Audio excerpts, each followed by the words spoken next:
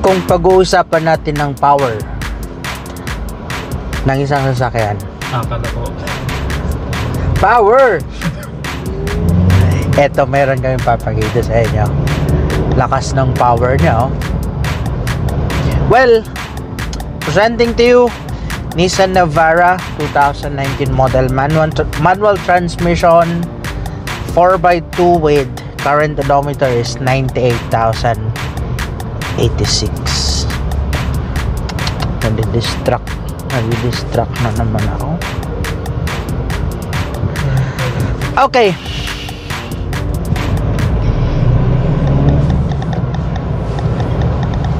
Yan. Tinawag to sa akin ng ating kuya. Sabi niya, kuya, baka may buyer ka nitong Navara ko. Actually, kapitbahay namin to. Dati, nung meron pa tayong shop, kapitbahay natin to. So, palagi namin to nakikita. Ngayon, last payment daw niya nung itong October, so nabayaran na nila yung October. So waiting na lang sila sa documents. Pero sabi niya, kuya, hindi ko naman na kasi yung gagamitin kasi nagpapalit ako ng ibang sasakyan. So actually, waiting na lang siya. Once nabili to, yung cash nito, tingnan mo, maning-mani ang packet. Yung pera na manggagaling dito, yun na yung ipang-down nila sa sa bago nilang sasakyan. So, sino kaya ang maswerteng mananalo? Mananalo. Hindi. Though ito, syempre, ginamit to sa negosyo, ginamit nila to sa business nila, sa construction business nila kasi contractor yon. So, syempre, expect it na may mga kailangan na tayong i-touch up dito, pero lahat ng yon minor lang, and lahat ng yon related lang sa body, sa engine niya, sa performance niya, maayos pa siya. And ang nagme-maintenance din naman kasi nito yung isa din namin na kasama na actually nagme-maintenance ng mga sasakyan natin. Yan, oh, ang ganda pa ng hataw niya, oh. Kahit yung tunog niya, napakaganda pa, napakapino pa.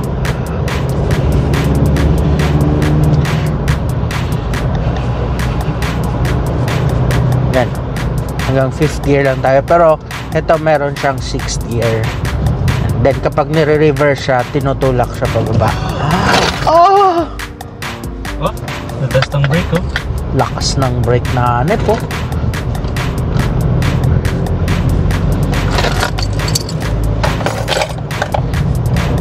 Nice one.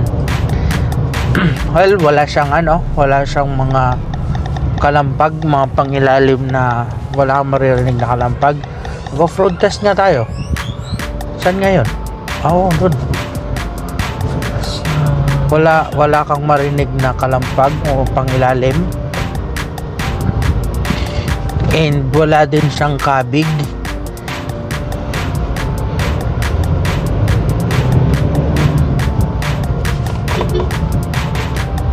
Sige, pasok, brother. Ito, pakita nyo na. Pag magre-reverse nito, kailangan mo siyang i-push pababa. Yan, para pumasok yung reverse. And maganda dito, actually, isa sa nagustuhan ko dito. Yan, no? Kahit yung pag gumagamit din tayo, pag nagkakaroon tayo ng Nissan Navara, aware naman na tayo dyan. Pero hanggang ngayon, gusto ko pa rin siya. Mini 360. Yeah. Di ba, brother? Mali ang pasok nyo.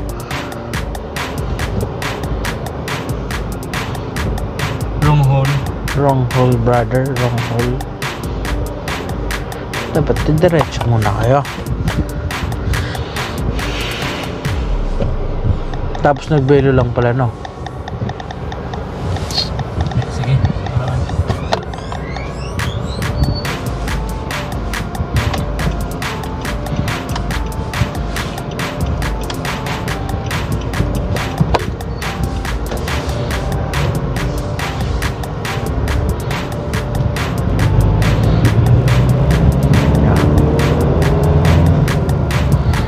Nakakamiss din mag-drive ng manual, oh.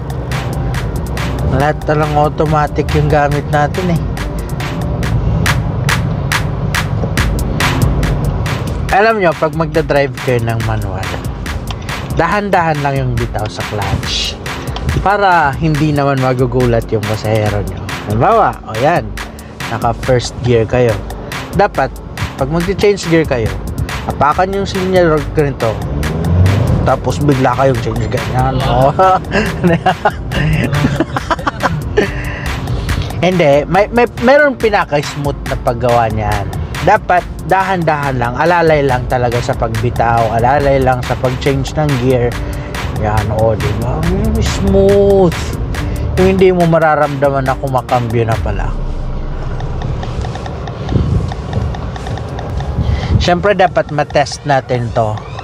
Magkalampag test tayo. Kasi, ano eh, siyempre, ginamit to sa mga off-road din eh, kapag nag-construction.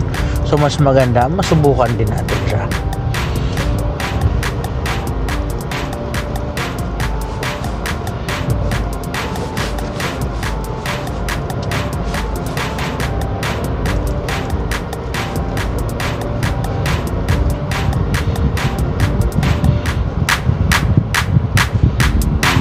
Yun, Nissan Navara, isa siya sa mga pick-up na napakaganda ng suspension in terms of comfort. Hindi siya ganon katagtag. A little bit matagtag, pero hindi ganon kalakas na tagtag compared sa iba. Like Hilux, matagtag talaga na Hilux. Strada, diba? oo. Pero yun nga, Baka may kita ulit sa record. kahit matagtag din naman sila, meron purpose. Meron yun purpose. So naka-design din talaga sila sa mga heavy workload or mga load ng sasakyan.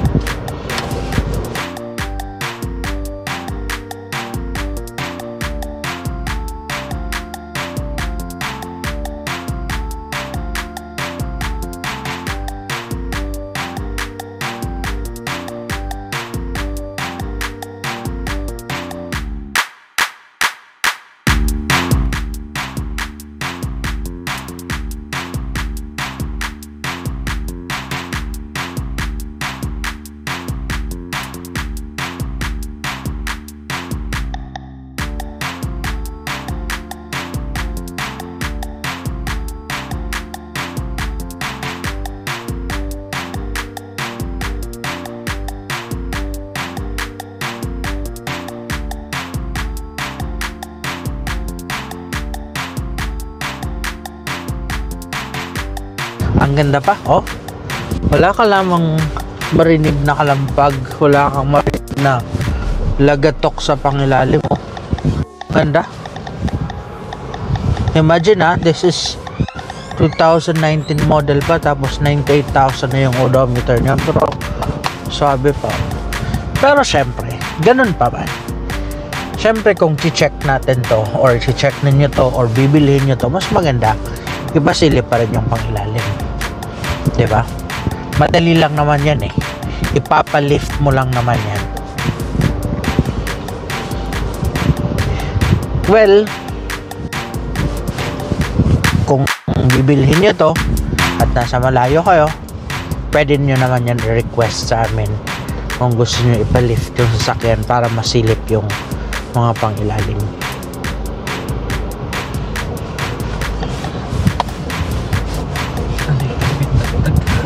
Yeah, a little bit tagtag lang yan.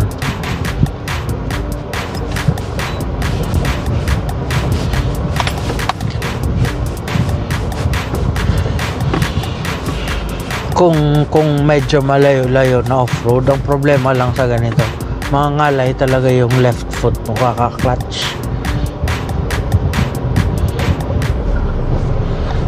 Pero sanayan lang din naman yan. Kung sanay na kayo sa manual, okay na.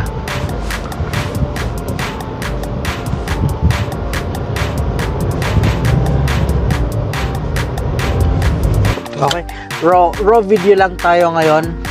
Papakita namin sa inyo actual yung sasakyan. Ipapakita namin yung mga kailangan gawin sa sasakyan para at least transparent tayo. Okay, so start na tayo dito sa loob. Kita nyo naman, kailangan lang talaga dito ng interior detailing. First dito sa ano niya, medyo madumi siya. So kailangan to i-detail na roof niya. Babakwasin to para mas maging malinis yan. Okay? Then dito naman sa mga upuan niya, ito aftermarket lang naman to na leather. Pero may mga damage na kasi yung sa ano niya, yung sa loob niya. Ito like this one. Pero pwede natin to ipagawa kung sakali. Pag-usapan na lang natin. Then I suggest ipa-leather na lang din yung sasakyan. Pero depende. Sa ito makikita nyo medyo damage na talaga yung upuan. Diyan pa check na ako. Medyo damage na rin ba siya? So pwede nga gagawin ito, papatungan to ng another foam tapos saka siya yan, tatahiin ng panibagong cover. Okay. Then mattings naman niya, okay naman yung mattings niya kasi naka deep dish mat siya. Yan, so at least na protect yung pangilalim. Then palinitsan na lang natin tong deep dish mattings niya. Okay, second row, dito tayo sa second row. Yan, madumi talaga. So deep dish mattings, papalinisan natin to. Ang mga pangilalim niya okay pa naman, so wala pa naman siyang punit. Yan. Then ito yung aircon vent niya. Yan, medyo sira na. So tingnan natin kung mapapalitan to. Okay, so ito naman seat cover, aftermarket lang din to, cover lang din to. Tapos yung upuan niya dito sa likod okay pa naman siya, so hindi pa siya ganun kabugbog. Pero yun nga, mas maganda nito, ipaayos mo na, then ipa-leather seats. Madali na lang yan. Okay, exterior tayo. Okay, exterior again, expected. Marami talagang kailangan ipagawa or ipalinis dito. Simulan na natin dito sa bed liner niya. Yan. Yan. Makikita nyo, halata nyo yung galing sa construction business kasi yan, mga semento po yan. So, kung bibili ng ganito na papalitan to ng panibago, parang nasa 15 yata to, 15 or nasa 20,000 ang bed liner. Pero pwede pa rin naman to linisin, and ang gagawin lang dito, i-repaint to ng black. Okay, then yan, ipa-repaint lang din yan, paayos na lang din yan, malilinis pa naman yan, kaya naman yan linisin. Okay, anyway, ang bed liner nga niya okay naman siya kasi I mean may mga nakat lang talaga. So yan, so nasa sa inyo kung gusto nyong ipatanggal na lang yung bed liner, pwede naman siya tanggalin, then ipalinis natin. Okay, so dito sa front, I mean dito sa side, may mga konting scratches like this one. Yan yan. Tapos ito, so may mga scratches na siya. Then dito sa front, ayan. So sa driver side halos wala to, konti lang. Tapos sa bumper, may mga konting scratches lang din siya, and then ganun din sa hood, so very minimal. Tapos ito and this one, so kumbaga pwede pa naman to, kahit wag na muna to ipa-repaint buo. Yung mga minor dents and scratches, tolerable pa rin naman siya. So kung hindi ka naman ganun kaselan, gagamitin mo lang din naman siya pang negosyo, pwede na. Ito, though dito lang na part may kailangan na i-repaint. Tadaanin mo na muna. Dito lang na part may kailangan lang i-repaint kasi actually ito ni-repaint na to kaso na damage siya. So anong nangyari kasi after ng repainting niya, ayan nabasa ka agad, kaya na-damage din yung paint pa rin niya. Oo, nag-iba nga ang kulay niya, tapos nagkulubot din siya. Ayan. But anyway, kahit isang panel lang, okay na yan. And ganun din dito pala, ito, nagkulubot din siya. So sabihin natin kahit mga 1, 2, 3, kahit mga 3 panel lang ang ipa-repaint nito, okay na. Then ipa-buff na lang paikot, okay na rin yan. So tolerable pa siya. Okay, pero syempre kung medyo maselan ka, pwede na ito ipabuo ng repainting. Okay, ano pa ba? Tires niya, ang front niya bago yung 2 front tires. So actually sabi ni owner 2 months pa lang yan. Then etong sa likod medyo manipis na talaga, so kailangan na ito palitan. So ang tires nito more or less mga nasa 7,000 to 8,000 yung isa. So 16 repaint, sa repaint mga 15 to 30,000 plus interior detailing and leather. Sabihin natin mag-budget ka dito mga 50,000. Maganda pa to na Nissan Navara. Okay, so asking price tayo. Asking price natin for this one, actually makikita, karamihan sa makikita nyo sa market sa mga 2019 model manual transmission 4x2, nagre-range talaga sila from 600,000 to 700,000. Actually meron pa 750,000. So iba-iba din naman. Meron ako nakita sa Camsur, actually 600,000, yun yung nakita kong pinakamurang presyo. Pero yun nga lang, ang odometer niya nasa 180,000 na. Then halos bugbog na rin siya sa loob. So may mga gagawin. Okay, now dito ang magiging asking price namin for this one is 680,000. Pwede siya cash, pwede siya sa financing. Pero ito yung maganda, lahat na pinakita ko sa inyo na issues, yung mga kailangan i-repaint, yung leather seats, yung interior, lahat yun kami nang sasagot. Okay, so kaya kung interested ka, tawag na.